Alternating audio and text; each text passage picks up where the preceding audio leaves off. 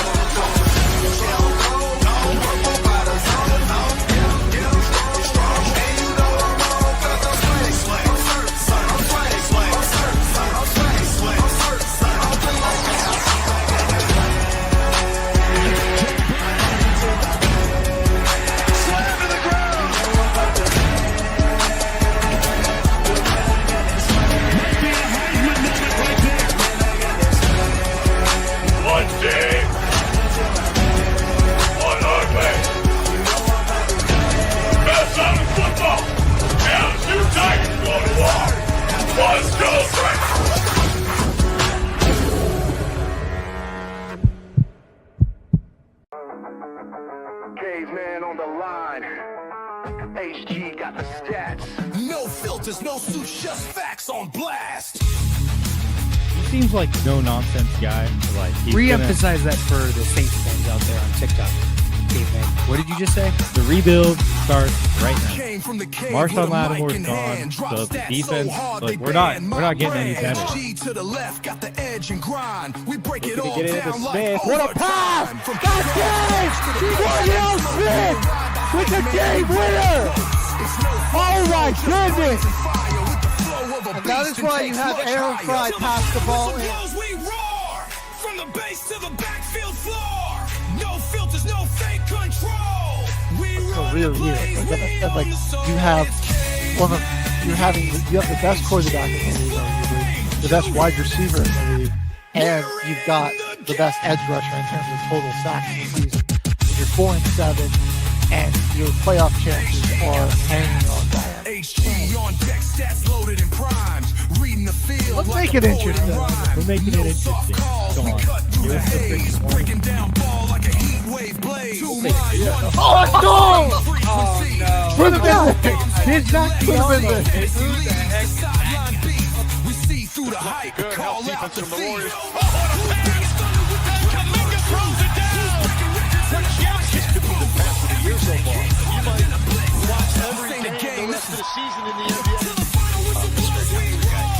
So don't you go saying that you're never going to see that. You're such a hater.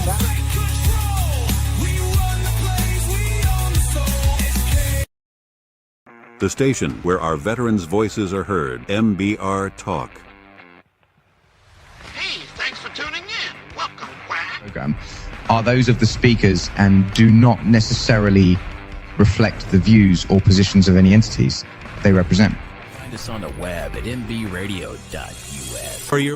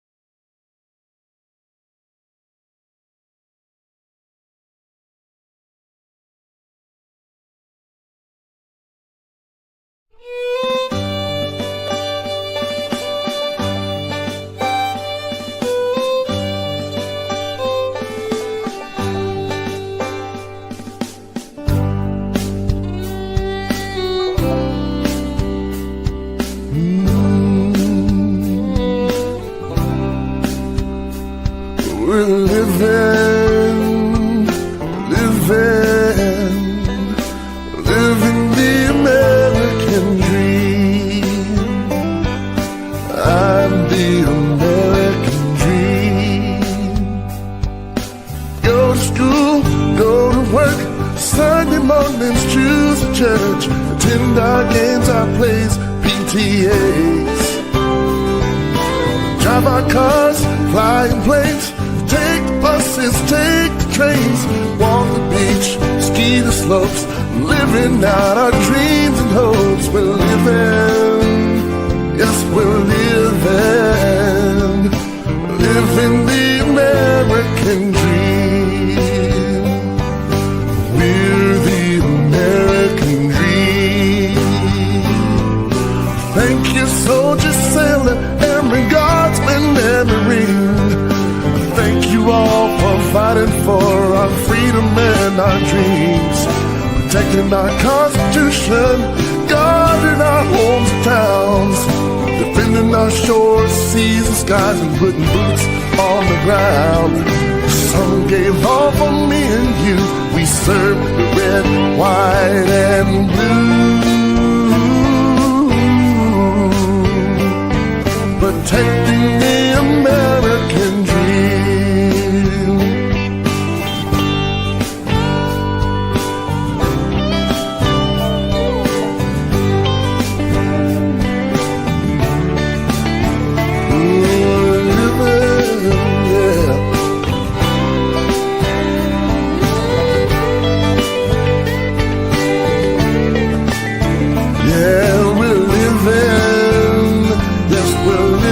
Thanks to you, living the American dream. We're the American dream. The world's become a smaller place, many creeds and one big race, staking our claim to the Creator. We have to find a way for each to still be different but live in peace. Till then, we must protect ourselves, 'cause we're living, yes, we're living the American dream. I'm the American dream. We're the American dream.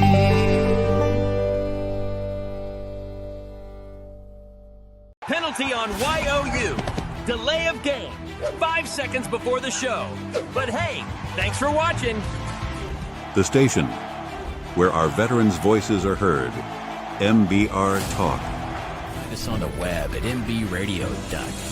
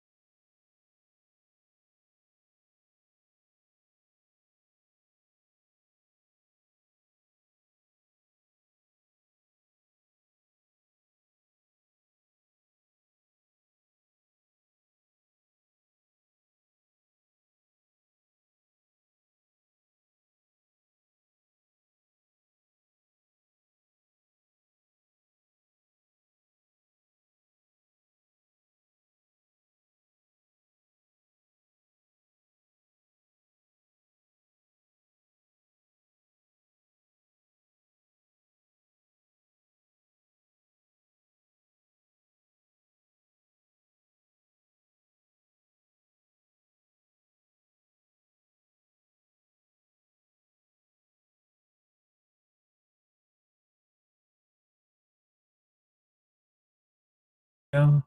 Oh, okay, there it is. There we go. We're back. Let us know if our sound is back, guys. Okay. That was weird. I don't know why that got muted. Thank you for letting us know. Appreciate it. All right. Hopefully we're back. Hopefully everyone can hear us. Like we were going over some of these projected brackets, 1 seeds here. Okay, perfect. Nice. They can hear us now. Let's go. Yeah, man. I guess they're just going based off of more so the rankings than anything else. Like, what do they got? They've got the final rankings here. For the women's, it looks like they're just going with the top 4 teams in the country, which are UConn, UCLA, Texas Tech, and South Carolina.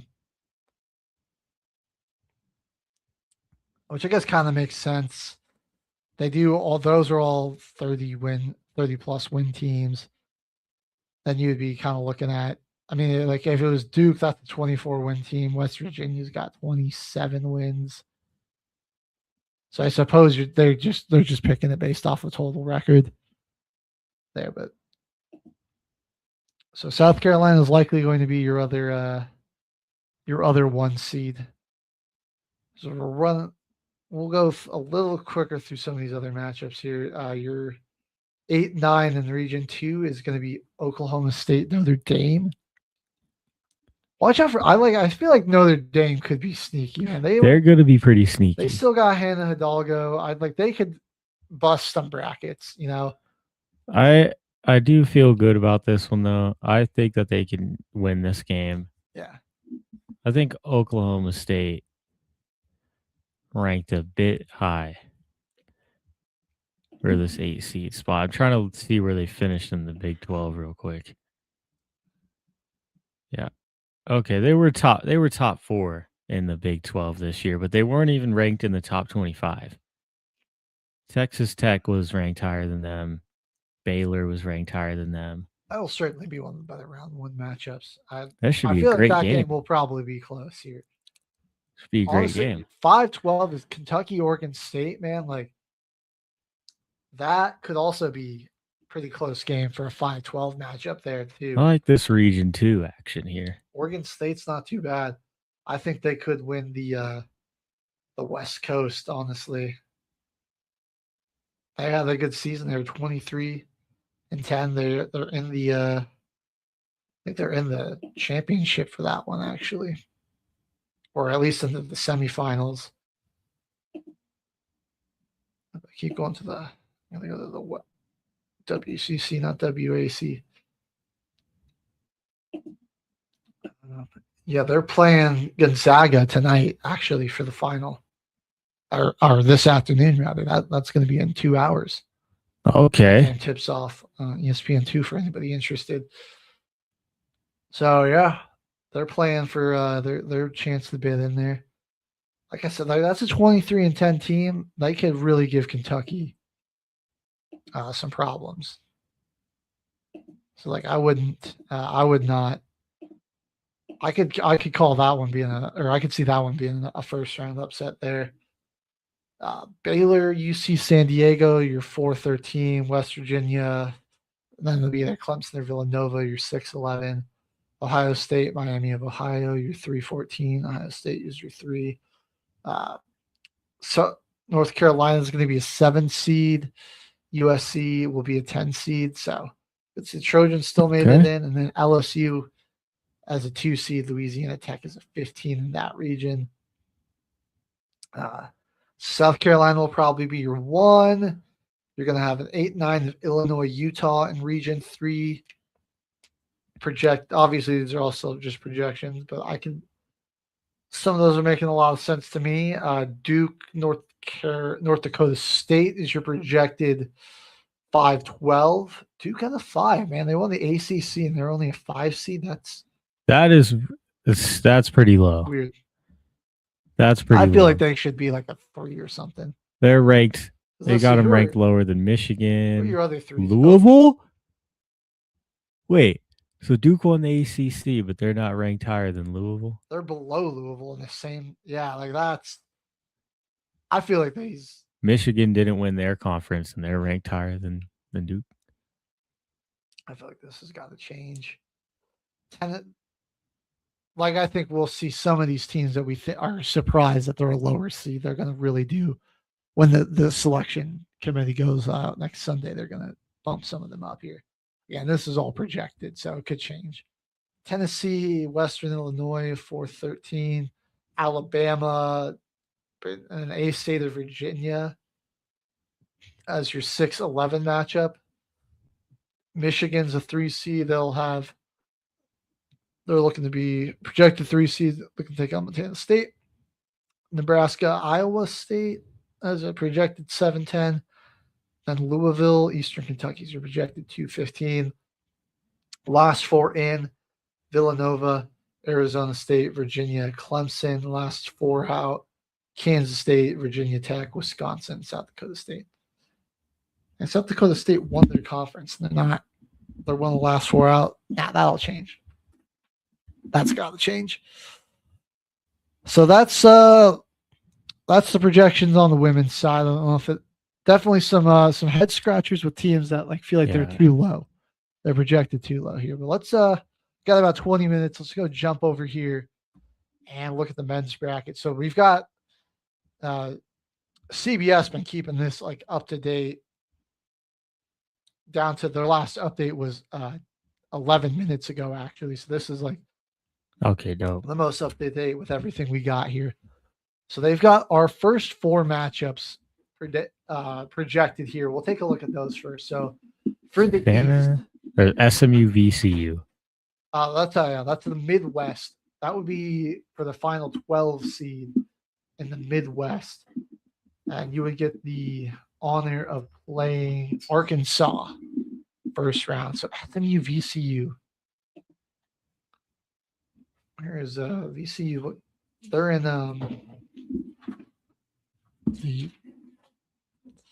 they're one of A10. That's right. They're one of our picks. We do have them, winning the Atlantic 10 over the Billikens. SMU,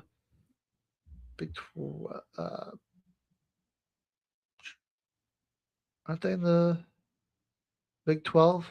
Or no, they're in the ACC now. Yeah. Okay. Man, that's I'm surprised that they got SMU that far up. Have they been having they're pretty far down there in the ACC bracket. So I wonder, are they just projected to go on a good run? I don't know. I mean, we probably need their Ken Palm score and all their their quad 1 wins. There's it's a lot of mathematics that go into all of this.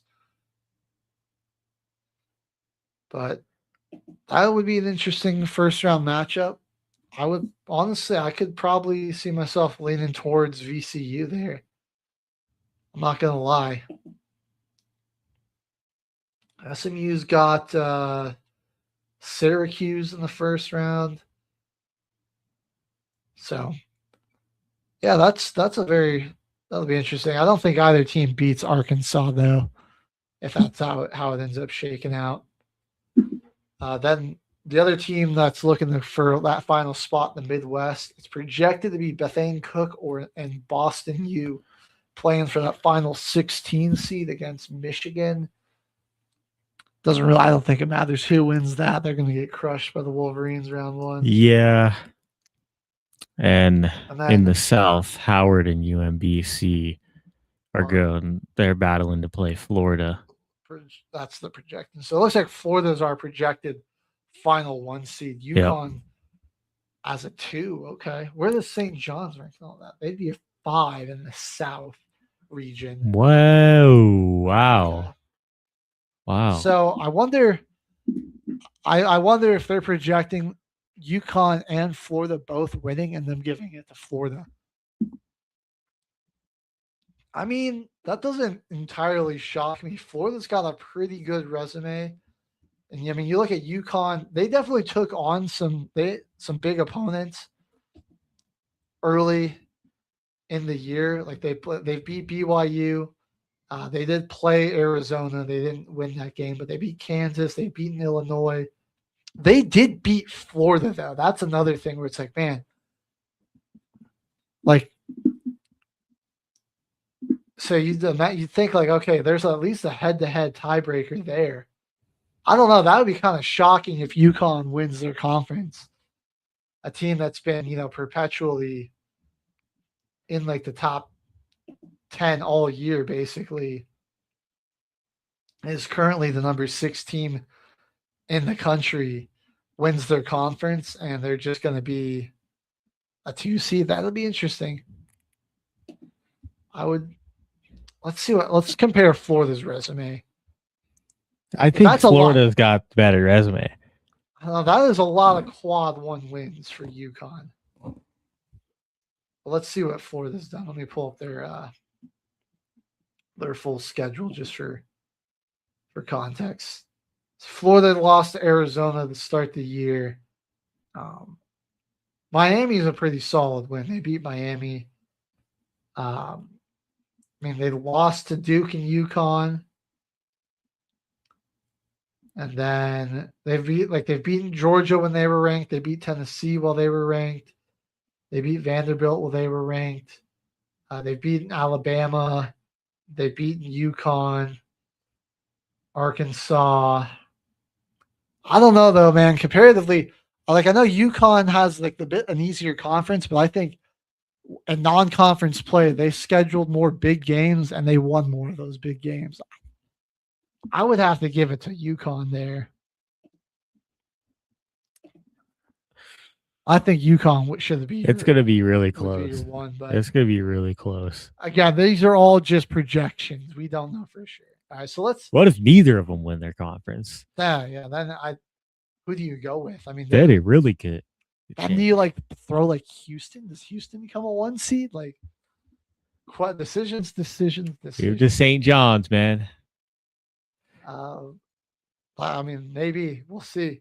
All right, then the East, Stanford, Santa Clara. So Santa Clara is projected to be. They beat Gonzaga, or even if they don't, I think they'll probably be in that spot just because of what they've done for themselves. Then they have to beat Stanford. They play Wisconsin, who is a 5 seed, man. Wisconsin, or 6 seed rather. Watch out for Wisconsin, man. That's a dangerous 6 seed, man. They could really mess some people. It's gonna be a sneaky team. They were the only team besides Duke to beat Michigan this year. Mm-hmm. And then they also beat Michigan State. They've got some really quality wins. Hold on. Where's the Big Ten at? Okay. Badgers. Here you go. They're now the 23rd ranked team in the country. They got some good wins, man. They did lose to BYU early in the year. But they have lost to Purdue, Nebraska, but that win over Michigan, that was a road game too. That's Michigan. huge. That's a huge win. Crazy. They've beaten Illinois. They beat Illinois and Michigan State back to back. So they just recently beat Purdue too. That's right. I'd watch out for the Badgers, man. I think that's my sneakiest 6 seed of the bracket. I would say a lot of high quality wins there. So we're looking in the East here. Actually, let me go ahead and screen share this actually for everyone to see. Too. What is that page? Here it is. UNI in there, Northern Iowa. All right. One of your 12 seeds. And that's the stage. Bam. All right. Now everyone can see this here. Yeah, looking at the East, anything that's jumping out to you here? Kansas as a 5 kind of makes sense, actually. Although I wonder if they can win, they win the Big 12 like we're projecting, what that does. Like, do they they jump up to like a 3 or a 2 seed right there. Yeah, it's kind of interesting that they got Texas Tech above them. That might flip. That could flip Could flop. change. That could change. Did Michigan? Oh yeah, there hasn't been the men's Big Ten tournament yet, so you really wouldn't even know if Michigan State at the 2 seed. I don't know about that one. Like I feel like Michigan wins it, but that does give you that's an interesting question to ask. Like, what do you do if Nebraska or Michigan State somehow wins it? You know, or like, I mean, like I wouldn't sleep on Purdue. Purdue's projected as a 3 seed. Like, I mean, they've already got them projected high. Like, if Purdue somehow wins that, like, do you bump them up to a 1 seed here? I think it could change where Purdue. I don't sleep on Purdue, but they've been pretty overrated this year. Yeah. They haven't been as good at home. It's just it's a very different team. It's mainly just Braden Smith and Trey Kaufman. Right, yeah. But I mean, still, those guys have got a lot of experience there. I can see some of your last 4 out here. I like all of these make a lot of sense to me as your first 4 out. Cal, Oklahoma, Auburn, and New Mexico. That's fair enough. New Mexico, I think they're more slept on than a lot of teams.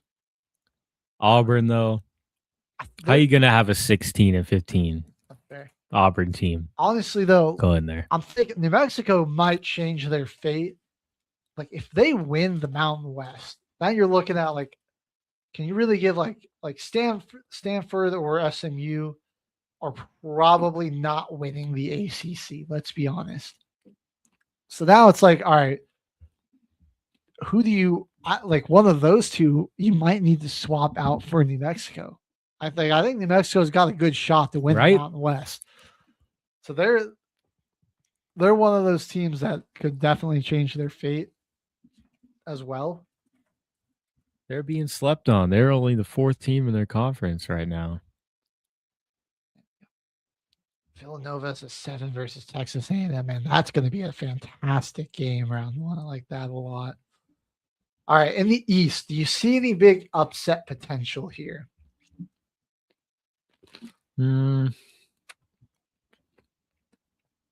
Maybe Texas A&M getting Villanova. That's true. Could a crazy one could be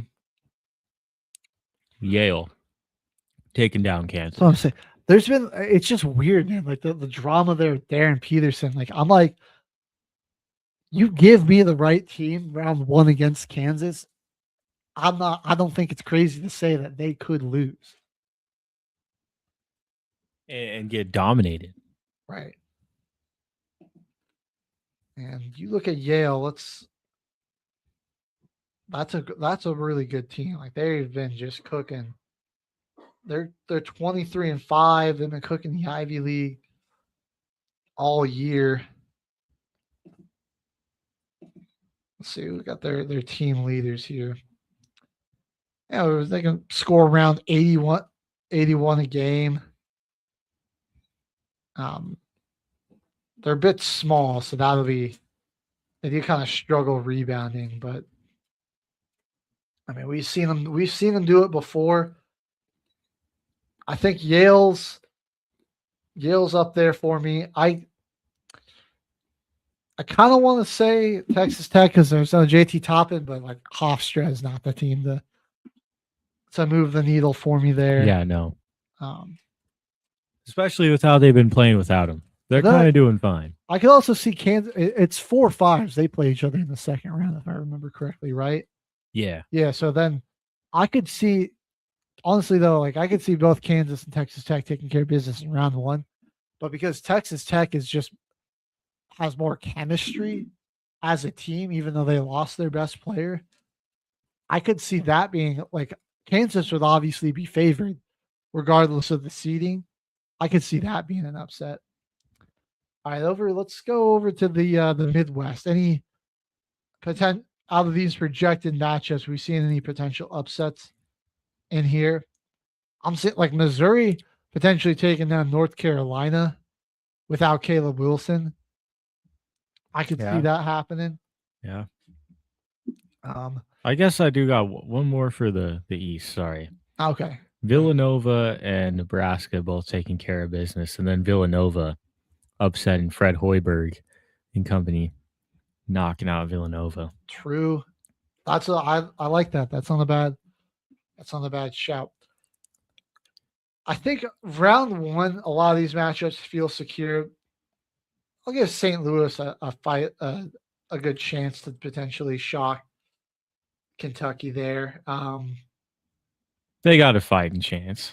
If we were going to look at some round two matchups, man, yeah, I don't know. This bracket does seem like I'm leaning more towards your top heavy teams. Yeah, it's heavily really.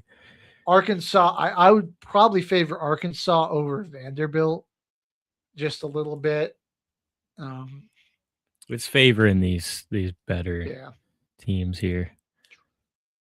And then we kind of once we get into like your Sweet 16, you're like, okay, like I could see, like Arkansas potentially shocking some people, but then they'd have to get through Michigan. That'd be tough. I think it's really good this is looking like a high probability for like Michigan and potentially UConn or Iowa State to come out as the two teams for the Elite Eight. Let's go. Yeah, let's look at the West. Arizona, pretty favorable. I'll say they got a pretty favorable bracket there. Yeah. Like I think Ohio State and NC State are fine teams, but I think Arizona is good, would dominate both of those squads if we're being honest here. They'll probably get through the first two rounds pretty easily. Like I'm saying, if this is how it looks, man, potential upsets. Miami of Ohio, I don't hate. Honestly, dude, as much as it pains me to say it, I could see BYU, no Richie Saunders, kind of led by a freshman. Right.